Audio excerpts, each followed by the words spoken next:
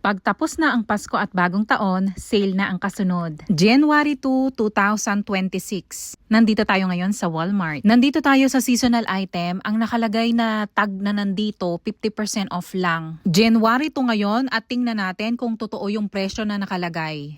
Ang regular price nito ay $19.54 at ngayon ay $4.88 na lang. May nakita din tayo ditong holiday Oreos at ang nakalagay na presyo ay 99 cents na lang. Kahit yung mga ganitong klase ng chocolates, ito ay Hershey's Pot of Gold. Ang presyo na ngayon ay $1.28 na lang. At syempre, hindi natin papalampasin yung mga ganitong klase ng chocolates. Ito yung laging binibili ng asawa ko, Lindor.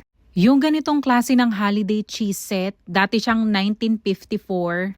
At pag iskan natin, ito ay katulad lang din ng na-iskan natin kanina. $4.88 lang. Pwede ba naman nating palampasin ang stick o ng US? Dati itong $2.24. Ang presyo na ngayon nito ay 56 cents na lang. Isa na lang ang natitira na ganito guys, kaya talagang kukunin ko na lahat to. Pwede ito kaya pang snack-snack o kaya pambaon ng bata sa school. May nakita din tayong hot cocoa mix na holiday at ito ay $1.12 lang. Bet na bet ko rin yung mga ganitong klase ng cookies. Ang sarap nito sa kape guys. May bubble tea din tayong nakita. Ang dating presyo nito ay $9.97 ang isa. At ngayon ay $2.49 na lang. Sa pinaka-end cap ng mga aisle, may nakita tayo na ganito.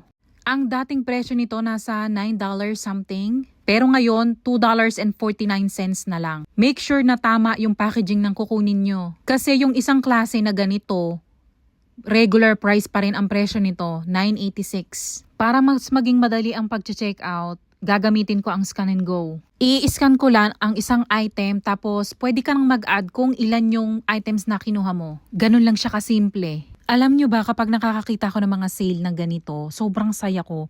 Parang halos may adrenaline rush ka nang nararamdaman sa katawan mo. Kasi nako, sobrang saya talaga. Ang ganitong klase ng sale, lagi itong nangyayari taon-taon. Hindi lang pagkatapos ng Pasko, meron din kapag katapos ng Halloween season, kapag katapos ng Valentine's Day. Ito talaga yung gustong-gusto ko sa US na kapag tapos na ang holiday, sobrang dami ng sale, grabe. At ito rin yung magandang pang-send sa Pinas, sa mga pamilya mo. Kasi kapag sale naman talaga, talaga namang makakamura ka talaga. Tsaka alam mo, ang expiration date nito malayo pa. 2026, yung iba nasa August ng 2026. Kaya kung nandito ka sa US, i-check mo sa mismong store kasi iba ang presyo nito kapag online mong binili.